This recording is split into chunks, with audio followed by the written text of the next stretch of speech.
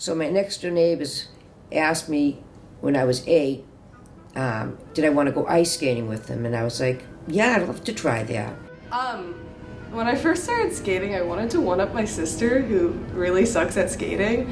But then, like, it turns out I was, like, really good at skating because, like, the first time I stepped on the ice, I could skate just, like, really well. So at the end, I was just like, oh, this is something I'm good at, so I'm gonna do it. I do love figure skating. It's been a sport for me that's kind of been like my getaway for my whole life, you know, whenever things were going down or anything like that. I just always got on the ice and everything else just fell away. It was just me on the ice. Well, when I first started skating, I was 2.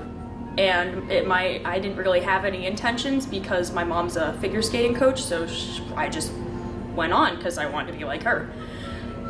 That was pretty much my intentions. But then when I finally started skating again after about 6 or 7 years when I was 9, my intentions were to just be good at a sport because I tried gymnastics and it didn't work out. My intentions were to use my competitive personality for like different uses instead of, you know, I could take out a lot of energy, you know what I mean? It was relaxing. It was different from anything I'd ever done before. I honestly just wanted to have fun. I had no clue that I'd be here for the next 10 years.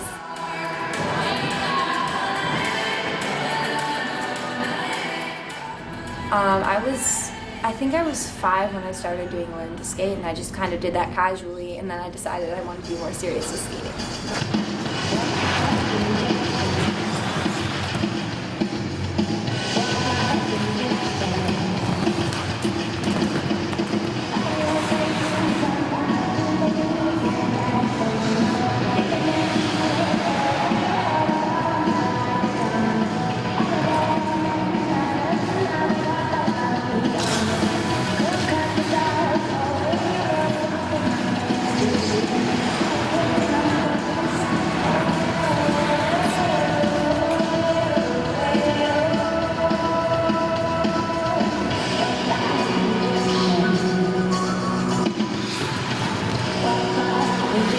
I had a rough couple of years at skating during 7th grade, 8th grade.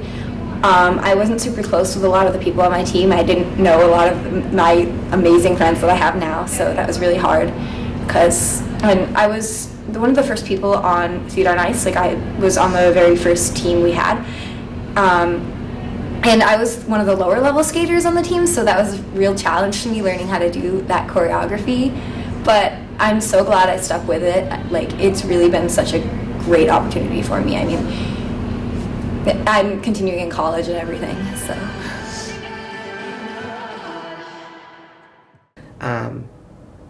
I was 16, I got past 2 figure tests in one summer because that's all I did was skate, because that's all I wanted to do. And to do the school figures, I used to skate 6 hours a day, doing them 6 days a week, and then 3 hours of jumping and spinning. In 1969, they invented these, Jerry Scribes. And they never really stayed quite good together, but this is how this contraption worked. You had to unscrew this and bring this handle down. When you did school figures, the judges stood right there in the ice with you. You could hear them breathing or talking or tapping their pencil on their clipboard. You could tell by their body movement if you messed up, if they didn't like it. So now you're gonna make a circle. What would happen with these scribes is the piece would let go, and then it'd go flying down the ice. They could stop you and say, look, you're not getting enough points with what you've put out here so far. We're not gonna let you go further. They used to kick us off the ice. In today's day and age, what they do is they're giving kids, like, they don't fail a preliminary test. They just have, great, good job, whatever. And then we draw these smaller things, circles, like this size, right? We draw a circle like that, and we'd be doing a loop. So I'd be coming around the circle, and right here is where I leave the circle, go up and around, and come back out on the circle and continue to skate. they've given, like, when I first started skating, it was a privilege to compete because there weren't that many competitions. It was only the regionals, and Lake Placid had a big open competition, and there was one in Worcester, that was it. And you had to pass the first test, a figure test, before you could get music to skate to. You had to be by up to a certain level. Now kids get on the ice and they skate to music and compete within 6 weeks of learning how to skate. So this took a place of my having to carry this monstrosity around the, this I used to have to carry with my skate bag. My mother and I thought it looked like at least a weapon. So I devote 9 hours to skating a day. And, you know, my feet would kill. You put up with a lot, but, you know, like your skates just hurt so bad. And you start hearing them even on TV today. You hear somebody's got one different skate on from another different skate. Equipment has always been a big issue and a problem. You're trying to jam a poor foot into the ice, you know, and pick in, and this repetitive hitting and falling, and, you know. So, number one mistake people make when they're trying to get skates is they don't get fitted by somebody who has training in it. They just try them on like shoes. And a skate boot, a properly fitted one, if you were to try that on in a shoe store, you would go, yeah, this is way too small. So skates have to fit very tight. So the first thing we do is we look at the measuring stick for that brand. I have the Adea Ice Flies. That's what I have. And I have the Matrix blade. Humidity will rust your blades. That's your number one concern with blades. So when you get off the ice, wipe them dry with a towel. But it's not that simple because the blade stays cold. It'll keep creating condensation. So we always say like the blade will sweat.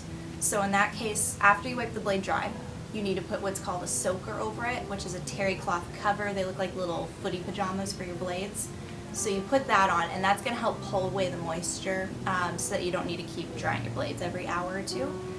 The most critical part of the skate to get tight is really at the top of the foot where it meets the ankle. So I call it like the hinge of the ankle. A lot of times people will tie it loose due to comfort. They think it's more comfortable if it's loose. It hurts, it pushes, it gives me a blister. But it is way better to have a blister or a sore spot than to break your ankle because your skate isn't tight enough. The figure blade does have a curve to it. The curve on a blade is called the rocker. So we think like a rocking horse. So a figure blade will have a slight rock curve to it, but it's towards the front. It's roughly around the ball of your foot, and the blade itself is more elongated and flat, so you do get more contact with the ice. The hockey blade has rock there. There's no heel, there's no toe pick, it's shorter, and so there's more possibility to rock forwards and backwards. Now there are other blades out there on the market that have titanium coating, are stainless steel. Those ones you can push a little bit longer, and then body weight and skating style is another factor. So if you have a skater who weighs 65 pounds versus a skater who weighs 130 pounds, they're going to dull out their blades at a different rate. So some of it is just getting to know the skater, their skating frequency, style, and then another factor could be the ice surface. So if your ice is softer, you won't dull out your blades as quickly. If you're on a colder, harder sheet of ice, you can dull out your blades a little bit more quickly.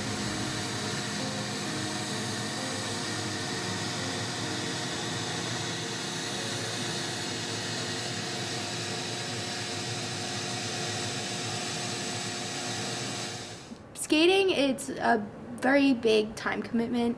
You don't get to hang out with your friends like at all growing up, and you kind of have to miss out on a lot of school events because of other skating events because you're always having to practice. You have to practice a lot. I've gotten injured. I've injured my back where I've been in a brace for a couple months at a time. Naturally, I'm not built like a figure skater like they normally are. I'm usually built like more like a gymnast, which I had done for many, many years. So trying to figure out how to use my body to do these different jumps and spins was definitely a challenge. Most of the times if you're on a team, you sit off to the sidelines to watch the choreography so you don't have to catch up. So I coped by just talking with my friends off ice and pretending I was still there. And oftentimes there was somebody injured with me. So it was nice to have like 2 injured people. And the first serious accident I had was when I was just turning 12. I was in 6th grade, and I collided with another skater in midair, and I fell. And luckily they just had invented those thick plastic tortoiseshell hair barrettes. And I had my hair pulled up with the barrette there, because I landed on my head there, and I fractured my skull. During, again, 7th grade, I tried track and skating at the same time, and I had an overuse injury in my knee, but it was very mild, and I was able to keep skating pretty much immediately. I get injuries a lot, especially because falling down and skating. So I'm on my 5th concussion right now. I have knee issues. It's in the tendons around my knees. So whenever I skate or really do anything, like even just walking upstairs, they start hurting a little bit, and sometimes I would have to get off and sit off ice and not skate for a little while. Sometimes I would have to take weeks off at a time. A lot of my friends have had some sort of problem, whether it's a concussion. I know like there are 2 or 3 kids right now who have one. Knee injuries, back injuries, all sorts of things. And it can be pretty hard for them to cope. I wasn't getting enough practice time here, and they asked my dad, would you please let Karen live up in Lake Placid? She can go to school here. The school helps us with the skaters, and we know she can get to nationals. You know, she's really that good. And my father said, well, no. And the reason is there's no guarantee my daughter will be that or be a champion, and it may not be because she wasn't good enough. It could be that they didn't like the color of her dress.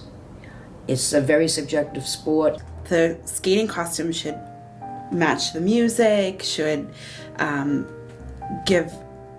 everybody understand what the theme of the music is. When you used to fall, the wool would shrink, so your skirt in the back would shrink up to nothing, and everybody make fun of you. So when you got a new dress, your skirt was all like the same length, and you felt so special, and you never wanted to fall because you knew once you started getting wool wet, it was going to shrink. So our philosophy here is that we want to make sure that everybody is comfortable in what they're wearing. So you take the stick, you roll it in the glue, get like a little bead of glue on there, flip the back of the stone, and just press it on. The dress, we make the dress much too big for them so that we can alter it, pull everything into there so that it's fitted to their body properly. Make any necessary changes, adjust the neckline, adjust the skirt length, make sure all of their ideas fit on their dress. Sometimes we edit and we take off some of the ideas, and then once everything is fitted, then we work on the embellishments. We talk about bead design, if we're going to do appliques, colors, things like that. A lot of skaters will get their ideas and inspirations from the top figure skaters in the country. So they'll look at YouTube videos or photographs on the skating websites, and then they'll bring us those ideas and say, I want a dress that looks like this. We won't copy a dress. Everything that we make here is made by us and our designs, but we can use the other skaters' dresses as inspirations. We, try to really change it up so that it's not the same in any way.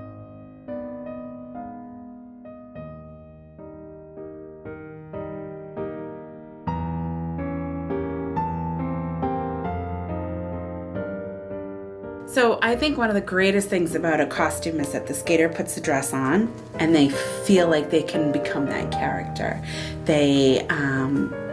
It will help them with their expression of the program when they're a little bit more into character. They're feeling like they're somebody different, and they can kind of go outside their comfort zone and just really help create that whole theme. There is nothing like the adrenaline rush before a competition. I feel anxious but ready at the same time. Oh God. You have like these nerves, and then like your competitor is right there because they have to go like right on. They like either get right off after you or they go on right right after you. So it's like completely nervous, and you have to like watch the other skaters too, so you're just like, oh god, they're so good. But then you skate, and it's that just feeling of just like you're in the zone and you're just skating, and at the end it feels like it's really short, but in the end it's like the same music, even though it like you just flew through it. It's always really kind of nerve-wracking, but it's an excitement. It's the nervous but excited feeling that you get, and then you get on and it's great, and it feels amazing being out there. All of a sudden you feel like your legs are wobbling, everything's wobbling like this, and it's not. But that's how it feels. I get weirdly calm before I compete, but I'm also always so tense because you have no idea how your skate's going to go. You have no idea whether the ice is going to work out for you, like if you're going to land your jumps. I remember going into a jump in a Lake Placid open competition and doubting myself. So what did I do? I fell. You know, it was a matter of like, uh-oh. If you said, uh-oh, and you jumped, it was probably not going to land. If you went, yeah, I'm going to nail this, and you had to coach yourself through it. Skating can be very, very frustrating at times, especially when you're trying to get that one jump and you're just keep falling on your butt and you just keep trying to land it and nothing is happening. But oftentimes I find it's easier if you're getting really frustrated with a certain jump is just leave it and just go do something else and try to do something else that maybe is easier, or just run through your program, maybe do something that's gonna distract you from it, because a lot of times you can't do it because you're getting so worked up about it that it's keeping you from doing it. I think I loved this sport, and I knew how much value I was getting out of it, and I didn't want to let all those years of hard work go down the drain, so I kind of reminded myself what I was working for and how far I'd come. Just tried to keep pushing, and it did pay off eventually. Like, look, you had guts to get out on that ice, take that test, or compete, or do whatever. There isn't anything that you shouldn't be able to do when you go off to college or in life to stand up for yourself. I want you to be able to go in to an interview with confidence. Like you go out on the ice, and you have to look confident and skate. You've already been practicing this. And don't worry about failing, because it's not life-ending. Everyone falls on jumps, everyone falls on spins, everyone messes up choreography. And in the end, you just have to compare, you just have to get through it. And oftentimes, you do take a break, and then you have to just get back up and get right into it. I've met so many people from skating that I know will be in my life for the rest of my life, and that I would just never have gotten the opportunity to meet them if I hadn't done skating, you know. It teaches you a lot about respect and sportsmanship, because a lot of times you're competing against some of your best friends in this like same event, and they're placing above you like by 2 places, or you're placing above them. It can be stressful on friendships, but it also teaches you respect and to cheer on your friends even when you're competing against them. Well, I'm mostly competing in teams right now, and it's so much fun to skate with teams because you have this bond with them, and it's so much fun to be out there on the ice with them and just like connect in this like fun piece. It's so much fun. There's nothing quite as fulfilling as doing a great program after, you know, all the practice you put into it. I would do it. I would do it again. Yes. Oh my gosh, yes. If it was what it was back in the day. If it was what it is today, I'd have to count myself out. I'm not flexible. I'd never be able to do a Beelman. 100% is worth it. Makes me happy every time. Every time I skated, I wanted more and more and more, and it became just like an addiction. I ate skating, I slept skating, I drank skating, everything was skating.